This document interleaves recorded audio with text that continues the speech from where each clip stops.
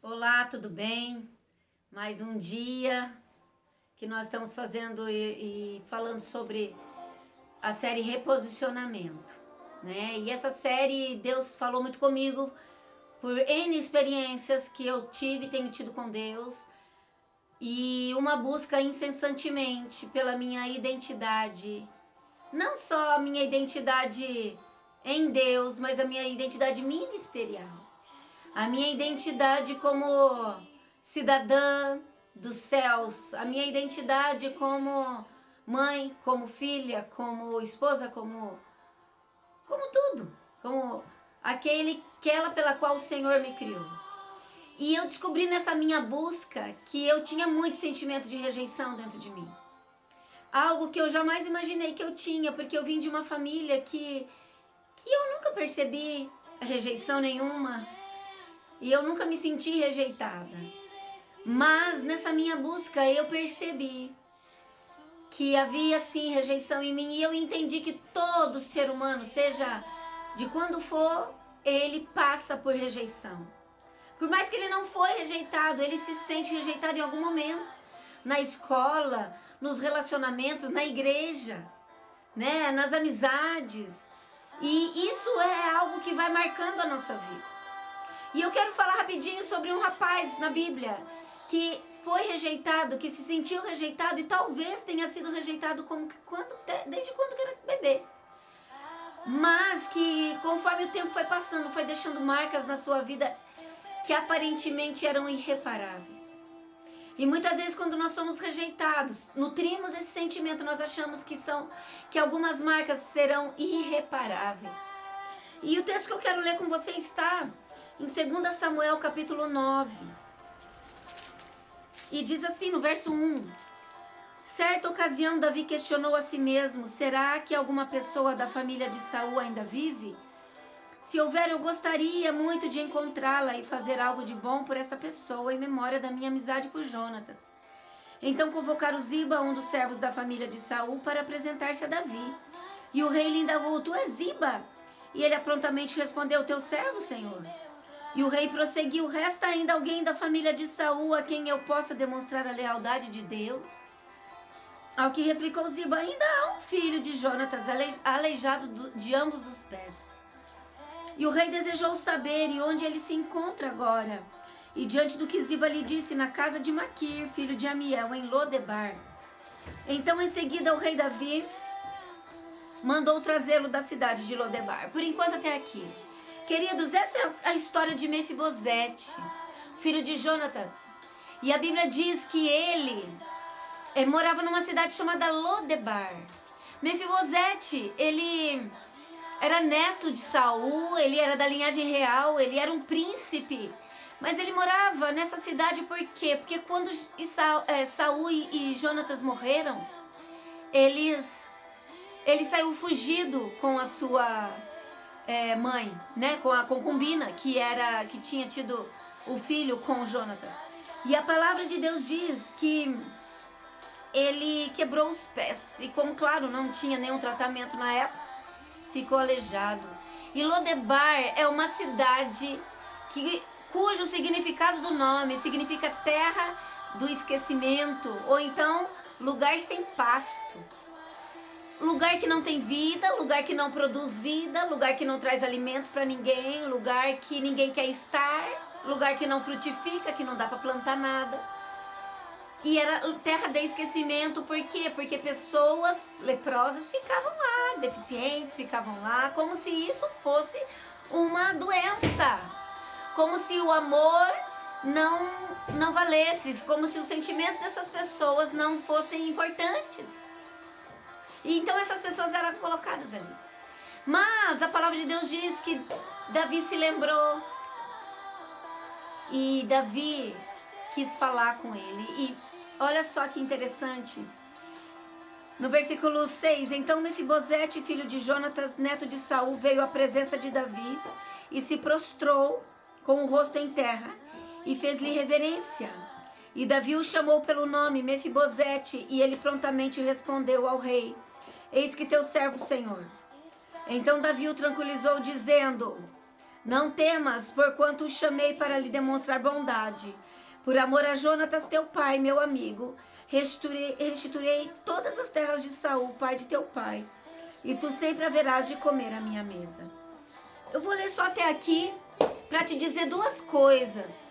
Não importa, querido, quanto tempo ou se você foi rejeitado, Deus hoje quer te reposicionar. Esse reposicionamento faz com que você saia da terra do esquecimento e seja colocado no palácio. Esse reposicionamento faz com que você saia da infrutificação, se pode se dizer assim essa palavra, de ser infrutífero, da esterilidade, e te colocar no lugar que frutifica, um lugar que cresce, um lugar que faz com que você prospere. A rejeição, ela provoca alguns sentimentos, e eu quero falar para você alguns sentimentos que eu nutri na minha vida por algum tempo sem perceber que vinha disso, e talvez esteja acontecendo com você. Sentimento de abandono, de fracasso, privação emocional e social, aprovação, sempre procurando aprovação, as comparações, né? Esse sentimento de comparação, perfeccionismo, manipulação, controle. É algo que vem, querendo ou não, a gente faz isso até dentro de casa com os filhos. Culpa, murmuração, dureza, sentimentos duros, né, de ter aquele coração duro. E uma das coisas que fazia muito parte de mim, uma necessidade muito grande de ficar me justificando, de ser aceito. Então por isso, sabe o que era? Consequência de uma rejeição que eu, na minha busca, entendi que eu tinha. E eu não sei, talvez você viva essa rejeição. Você vai estar buscando diante de Deus, se isso veio da igreja, se isso veio da sua família, se isso veio de um momento na tua vida, quando você estava estudando, ou algum relacionamento. Eu não sei, mas eu só sei que quando nós nos sentimos rejeitados, outros sentimentos venham boicotar e nos impedir de acreditar que de fato nós estamos sendo rejeitados. E eu quero te dizer que quando nós nos deparamos com essa verdade, nós somos curados. Porque o que aconteceu com Davi? Ele lembrou e ele buscou aquele rapaz e colocou ele assentado à mesa. E sabe por quê, querido? Ele foi colocado à mesa porque a mesa, Davi conseguia ver só quem ele era. A deficiência dele não importava. Hoje eu quero te dizer que o Senhor, o teu rei, ele está removendo você da terra do esquecimento. Ele está removendo você do lugar onde não tem vida, não tem pasto. E por quê? Olha só como que era o sentimento que entrou no coração de Mefibosete. Verso 7 diz que Davi o tranquilizou. Ele devia estar desesperado, nervoso. E a rejeição faz com que a gente se sinta assim. A gente vai diante de alguém que talvez tenha uma autoridade maior do que nós, faz com que a gente se diminua e gagueje e se sinta pequeno. Só que Davi, ele diz: não temas, porquanto o chamei para lhe demonstrar bondade. Por amor a Jonatas, teu pai, meu amigo, restituirei todas as terras de Saul, pai do teu pai. Tu sempre haverás de comer na minha mesa. E o 8, então a Mefibosete lhe fez reverência e declarou: ó Senhor, quem é este teu servo para dares tua preciosa atenção? Vale tanto quanto um cachorro morto.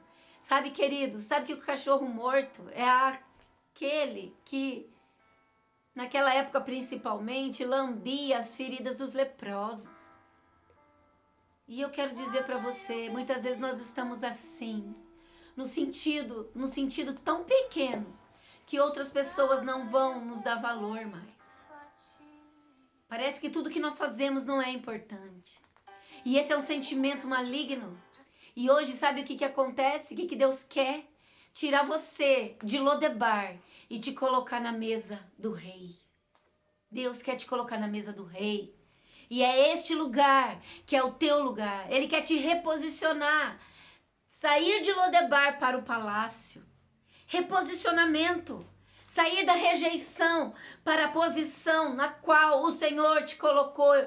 E eu quero falar que a rejeição é um sentimento muito doloroso, porque quando nós nos sentimos rejeitados, a gente acha que nunca mais eu vou ser, nunca mais ninguém vai falar assim comigo, nunca mais eu vou ser aquilo, eu não vou mais me sujeitar a isso. A gente começa a fazer promessas que não têm sentido.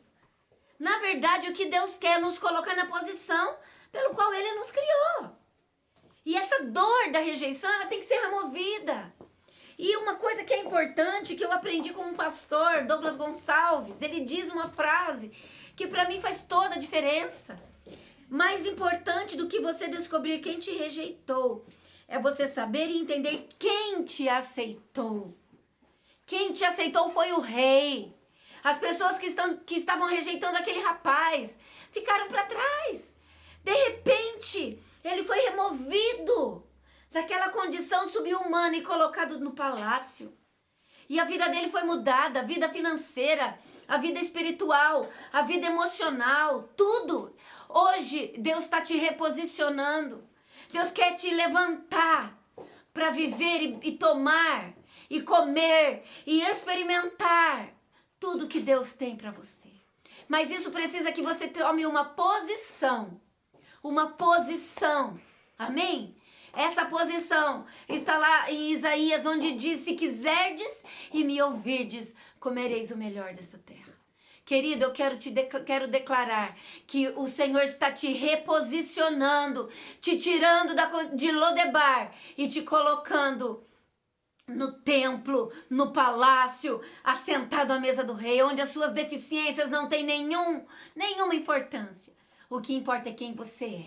Amém? Deus te abençoe muito e se reposicione diante de Deus, em nome de Jesus.